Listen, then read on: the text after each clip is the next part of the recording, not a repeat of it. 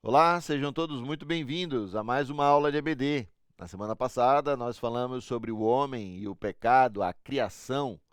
Hoje nós vamos falar sobre o homem e o pecado e sobre exatamente o pecado, a consequência do pecado, o motivo do pecado, o que é o pecado. E hoje nós temos aqui conosco a Valéria, participando, professora de nossas classes de EBD também, e tem sido uma grande ajudadora em todo o processo de criação também desse material de EBD. Seja bem-vinda, Valéria. Obrigada, pastor. Amém.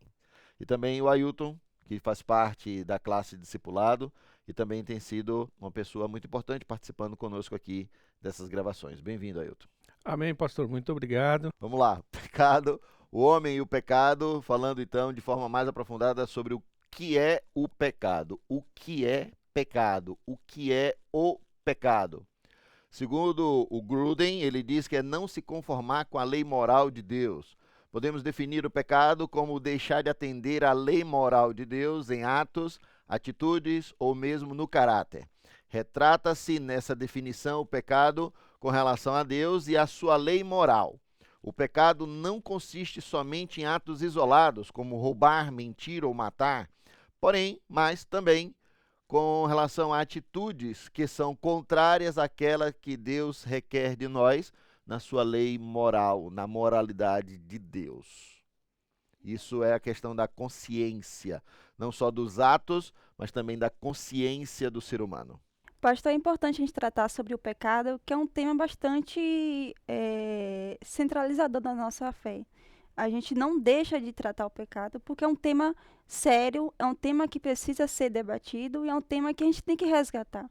Porque muitas vezes as pessoas estão relativizando o pecado e a gente não vê isso na Bíblia. A Bíblia vai especificar o que é o pecado, não vai tirar a seriedade de tratar o pecado, porque ele traz várias consequências, como a gente vai ver aqui adiante. É importante isso porque a Bíblia não retira nenhuma ação errada de pecado que nenhum dos homens, dos patriarcas, passaram pela toda a história que a Bíblia nos conta. A Bíblia conta a história de cada um desses homens, mas é importante a gente lembrar de aulas que a gente já falou aqui. A Bíblia é a história de Deus na vida de cada um desses homens. Como esses homens e mulheres agiram e o pecado que eles cometeram, Deus não retirou da palavra dele e deixou muito claro.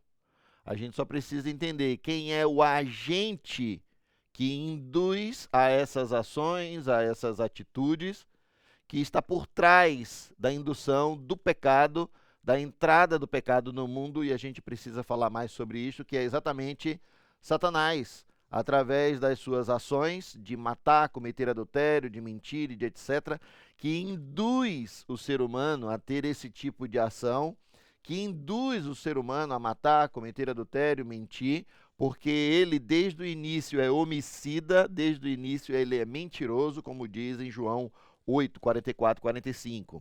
Além disso, lá em Êxodo, no capítulo 20, versículo 13 a 15, diz: não mate, não adultere, não furte. São os textos do Decálogo, os textos dos 10 mandamentos que Deus deixa para o ser humano e que Satanás induz o ser humano a ir contra a lei de Deus. Satanás também motiva no coração do homem os ciúmes, a ira, o egoísmo e tudo isso como parte dele mesmo, desde quando ele, ainda como Lúcifer, intenta com ciúmes ser igual a Deus. E ele automaticamente é lançado na terra por causa do seu pecado. Pastor, a gente já, em outro momento, em outra aula, a gente inclusive fala sobre quando Satanás ele induz e ele gera motivação, é quando o crente dá legalidade para que isso aconteça. A gente já falou isso em outro momento, mas é bom reafirmar isso, né? A indução e a motivação no coração do crente vai dar legalidade que o crente dá para que esse tipo de situação aconteça. Perfeito, é isso mesmo. Satanás sozinho não pode fazer nada. Satanás sozinho não tem culpa do pecado que nós estamos promovendo. Nós somos culpados do pecado que colocamos em prática. Induzidos por ele, sim. que é homicida, mentiroso desde o princípio, mas nós é quem colocamos em prática dando a legalidade. Para isso, lá em Êxodo, capítulo 20, Deus diz: não cobice a casa do seu próximo, não cobice a mulher do seu próximo, não cobice o seu servo, não cobice a sua serva, não cobice o seu boi, não cobice o seu jumento, e nem coisa alguma que pertença ao seu próximo. Não cobice, porque a cobiça, o desejo pelo que não é seu, o desejo pelo que é do outro, que é além da inveja, é pecado. Cobiça é pecado. Em Gálatas, no Novo Testamento, nós vemos que as obras da carne, que é também vinculada à ideia da cobiça, as obras da carne são conhecidas e são imoralidade sexual, a impureza, a libertinagem, a idolatria, feitiçarias, inimizades, rixas, ciúmes, iras, discórdias, divisões, facções, invejas, bebedeiras, orgias e coisas semelhantes a estas. Declaro a vocês, como antes já os preveni, que os que praticam tais coisas não herdarão o reino de Deus. Essas não são regras, ou não é um conjunto de regras que nós podemos ou não podemos, devemos ou não devemos seguir. Esse é um conjunto de princípios que nos derivam, nos mostram exatamente quais são as ações que fugimos do princípio de Deus. E essas ações, como imoralidade sexual, impureza, libertinagem, feitiçaria, orgias, feitiçarias, inimizades, rixas, ciúmes, iras, discórdias, divisões, facções, invejas, bebedeiras e tudo isso são coisas que Satanás induz, mas você faz porque você quer. Você faz se você quiser. Você tem aqui um conjunto de princípios dos quais nós podemos nos afastar para que a gente então possa mostrar que fomos alcançados por Deus e aí sim herdaremos o reino dele. A origem do pecado, é importante a gente falar isso aqui com muita veemência. Deus nunca pecou. E Jesus nunca pecou.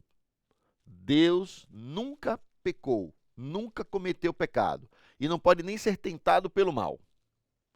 Diz o texto lá de Jó 34, 10 a 12 que diz: por isso vocês que têm entendimento, me escutem. Longe de Deus o praticar ele a maldade e longe do Todo-Poderoso o cometer injustiça. Na verdade, Deus não pratica o mal. O Todo-Poderoso não perverte o direito. O mal, e é bom a gente lembrar em Isaías 45, 7, que diz: eu crio o bem e eu domino sobre o mal. Ele cria o bem e ele domina o mal, como foi o caso com Jó. Tudo que aconteceu com Jó foi uma permissão de Deus, agido sim por meio de Satanás, mas Deus foi quem deu o limite, as regras e como deveria e poderia ser feito, porque ele conhecia quem Jó era. Em Tiago 1,13 nos fala de forma muito sublime: ninguém, ao ser tentado, diga sou tentado por Deus, porque Deus não pode ser tentado pelo mal, e ele mesmo não tenta a ninguém. É importante a gente fazer uma afirmação aqui. Existe uma diferença entre prova e existe uma diferença para com a tentação. Tentação, isso nós já falamos aqui em outras aulas.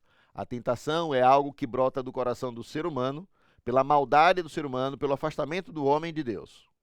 A prova é algo que Deus permite ao ser humano, porque ele sabe exatamente qual é o caráter do ser humano ao qual ele está provando. Jó foi provado. Jó foi provado porque Deus sabia exatamente o caráter de Jó. Mas esse texto, quando fala sobre ser tentado pelo mal, é porque o mal que habita no ser humano não pode mudar o coração de Deus. Deus não vai te amar e me amar mais ou menos por causa do mal ou do bem que eu possa ter cometido. Deus também não é culpado pelo pecado que o homem comete, porque lá em Deuteronômio 32, 4 diz: eis a rocha, suas obras são perfeitas, porque todos os seus caminhos são juízo. Deus é fidelidade e nele não há injustiça. É justo e reto. Assim como também o pecado se torna presente na esfera angelical com a queda de Satanás e seus demônios. Lúcifer foi criado perfeito, mas por causa do desejo no coração dele, na liberdade que ele tinha, e ele deseja ser igual a Deus, como diz em Ezequiel 28:13, ele então intenta contra Deus e por causa disso ele é lançado na terra. Lá em Gênesis 3:1-4 nos diz: Mas a serpente, mais astuta que todos os animais selvagens que o Senhor Deus tinha feito, disse à mulher: É verdade que Deus disse, não comam do fruto de nenhuma árvore do jardim? A mulher respondeu à serpente: Do fruto das árvores do jardim podemos comer, mas do fruto da árvore que está no meio do jardim, Deus disse: Vocês não devem comer dele, nem tocar nele, para que não venham a morrer. Então a serpente disse à mulher: É certo que vocês não morrerão. É importante a gente lembrar, a serpente não é Satanás, mas Satanás tomou a serpente e usou a serpente para tentar a Eva. Outra coisa que é importante lembrar, de que Satanás, através da serpente, ele induz Eva ao erro, fazendo com que uma afirmação de Deus, não comam, Satanás tenha colocado uma interrogação como se Deus tivesse perguntado alguma coisa. Deus afirmou: não comam de toda a árvore do jardim. Ele não fez nada diferente do que uma afirmação muito clara, incisiva, pertinente, dando limites ao ser humano, e o pecado é exatamente extrapolar um limite. De quem é esse limite? Do próprio Criador. O pecado é você se assemelhar àquilo que Satanás também fez no princípio. É aquilo que você propõe ao seu coração, que você se permite ser tentado, que você cobiça, que você deseja e que você faz por conta própria, mesmo que induzido por Satanás, contrário à vontade de Deus. Pastor, esse texto também é interessante que vem colocar em questão sobre quem diz o que é a verdade, quem determina a verdade, quem determina as nossas crenças. Deus tinha determinado qual era a verdade para Eva e Adão, deu ordens a Eva e Adão, e a serpente vem questionar de quem é a autoridade para definir qual a verdade. E a serpente vem, esse é o pecado da serpente que induz a Eva a pecar, porque Eva a assumir a responsabilidade de determinar, segundo a consciência dela, o que é certo e o que é errado, ela está contradizendo aquela autoridade que Deus determinou, que é Deus que determina a nossa verdade, aquilo que a gente enxerga. O quanto é importante, pastor, mostrar o quanto esse texto de Gênesis é tão atual. É tão atual. Porque, assim, qual é a verdade? Não é o que a sociedade diz hoje em dia? Qual é a verdade? A verdade, de fato, é a palavra de Deus? Ou a verdade é aquilo que o homem define por verdade para si só? Esse é um texto muito atual, porque é de novo o homem querendo se sobrepor à ordem de Deus. Se você quiser mudar alguma coisa de uma verdade que já exista, cria um mundo para você e você diz qual é a verdade. Porque Deus criou o homem, Deus criou o mundo e Deus, como Criador, determinou como as coisas seriam. Ele disse o que é verdade. E o seu filho, quando vem, encarnado agora, ele pega e diz: Eu sou a verdade e a vida. A verdade, então, aquilo que é afirmado por Deus como verdade. Aquilo que Deus diz que é a verdade. O pecado original, então, não foi o ato sexual como algumas pessoas pensam, mas o pecado original foi a desobediência dessa verdade, o desvio dessa verdade, o desvio de uma verdade que Deus tinha afirmado de forma contundente e clara, dizendo: não coma. E o homem decide comer. O pecado entrou no mundo através das ações de Adão e Eva. Em Gênesis 3, de 6-7, diz: Vendo a mulher que a árvore era boa para se comer, agradável aos olhos, e a árvore desejável para o entendimento, tomou do seu fruto e comeu. E deu também ao marido, e ele comeu. Então os olhos de ambos se abriram e perceberam que estavam nus. Costuraram folhas de figueiras e fizeram cintas para si. E esse texto, ele tem um texto muito claro, que está lá em 1 João, capítulo 2, versículo 15 e 16, que nos ensina como, Ailton?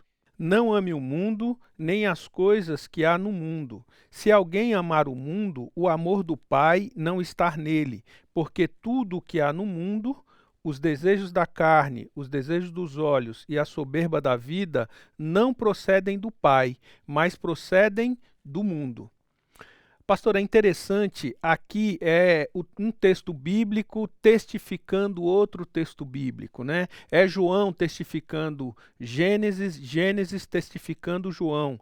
Porque, vamos lá, aqui ele diz os desejos da carne, né? Porque ali a gente vê claramente que são os desejos, boa para se comer, os desejos dos olhos. A concupiscência dos olhos, e aqui diz agradável aos olhos. E a soberba da vida. Que aqui diz desejável para dar entendimento. A Bíblia explicando a própria Bíblia. Quando a gente olha então para o pecado, com tudo isso que a gente já falou até aqui, a gente deve se perguntar uma coisa que muita gente deve estar se fazendo nessa hora. Deus não é culpado pelo pecado. Sendo assim, pode-se afirmar que ele foi surpreendido pelo pecado, Ailton? Não, de maneira nenhuma. Porque Deus, primeiro que os atributos de Deus, a onisciência de Deus, né?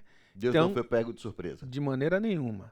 Deus é onisciente, Deus é atemporal. Fora do tempo. Criou o tempo para que a gente pudesse se perceber vivo. Só por isso, ninguém irá surpreender Deus e nenhuma atitude de ser humano, de qualquer coisa, vai surpreender Deus. Ele já estava antes da criação, durante a criação, está presente hoje e está lá na eternidade. Amém. A culpa e a corrupção herdadas. Somos, então, considerados culpados por causa do pecado de Adão. Ok? Romanos 3:23, pois todos pecaram e carecem da glória de Deus, sendo justificados gratuitamente por sua graça, mediante a redenção que há em Cristo Jesus. E em Romanos 5 também diz, portanto, assim como por um homem só entrou o pecado no mundo, e pelo pecado veio a morte, assim também a morte entrou e passou à humanidade, pois todos pecaram. O pecado entrou no mundo por causa de Adão. Não foi por causa da ação de Satanás lá no céu. O pecado entrou no mundo por causa da decisão de Adão em desobedecer a Deus.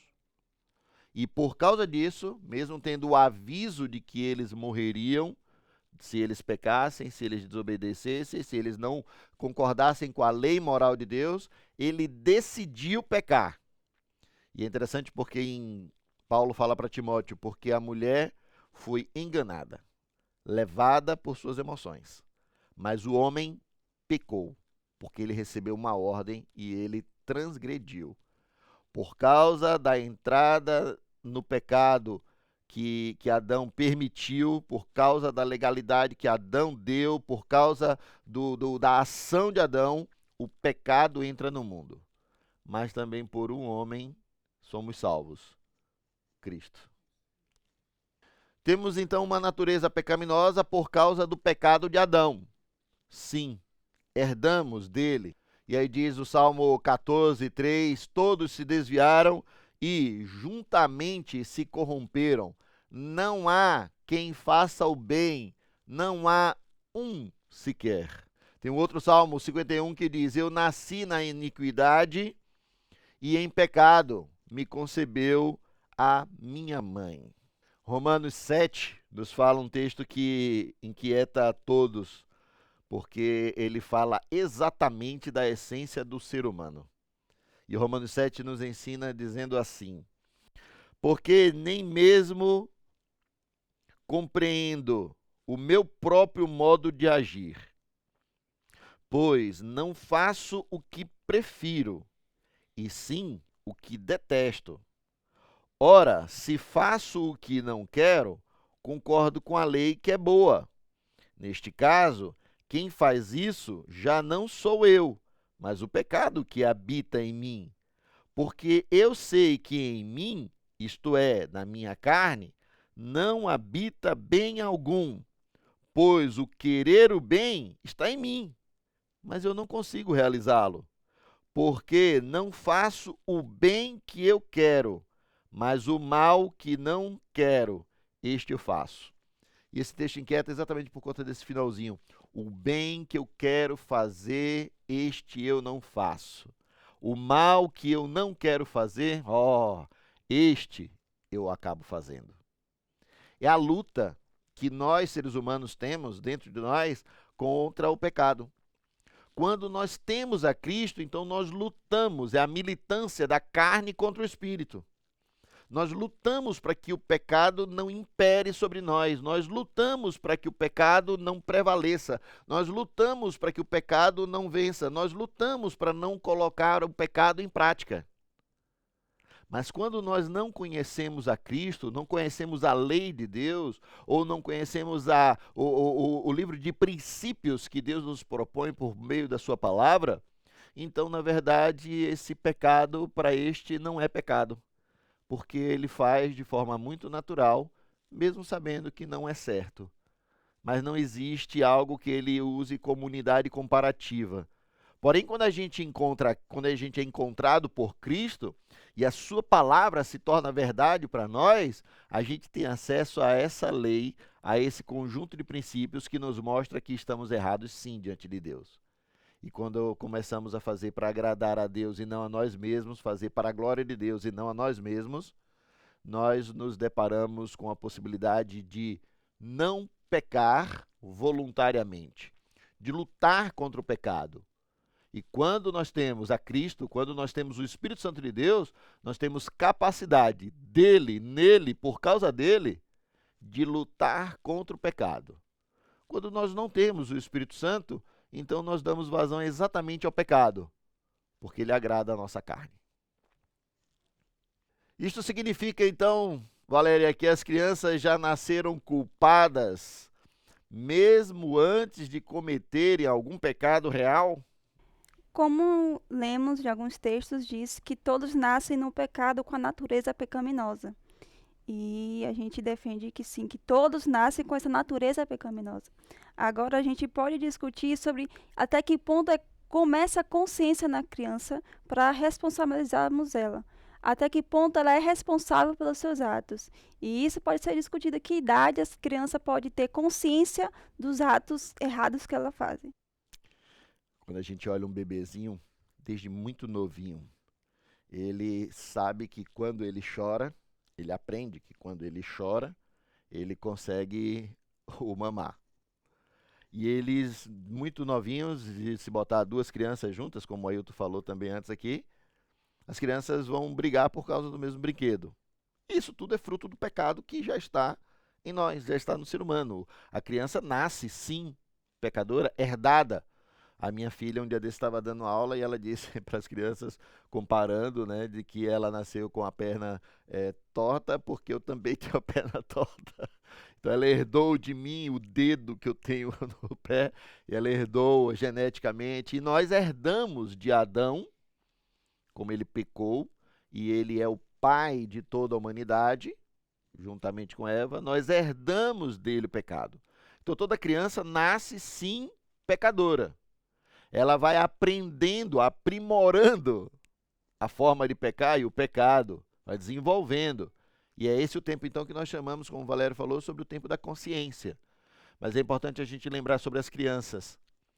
Jesus Cristo disse: deixai vir a mim todas as criancinhas, porque delas é o reino dos céus.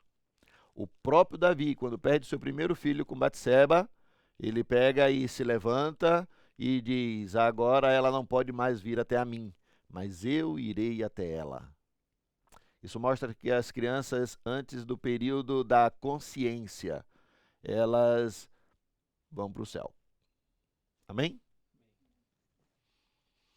Pecados cometidos. O grau de pecado. No que diz respeito à culpa, não existe pecados piores do que outros. Está lá em Tiago 2, 10 e 11, Ailton. Você tem esse texto? Tenho. Pois quem guarda toda a lei, mas tropeça em um só ponto, se torna culpado de todos. Amém. Assim como também, quando se pensa em consequências, existem sim pecados que são piores do que os outros. Não existe pecadinho e pecadão. Pecado, é não se conformar com a lei moral de Deus, é distorcer a verdade, é não viver essa verdade, verdade estabelecida pela palavra de Deus. Mas a consequência do pecado, sim, ela é diferente. Não existe pecadinho e pecadão, mas existem consequências maiores e menores do pecado cometido. Falando nisso até, você, como advogada... Tem um texto bíblico que, 1 João, capítulo 5, versículo 16 em diante, ele vai dizer que tem pecados que é para a morte. Então, ele vai trazer sobre essa questão de consequências de pecados.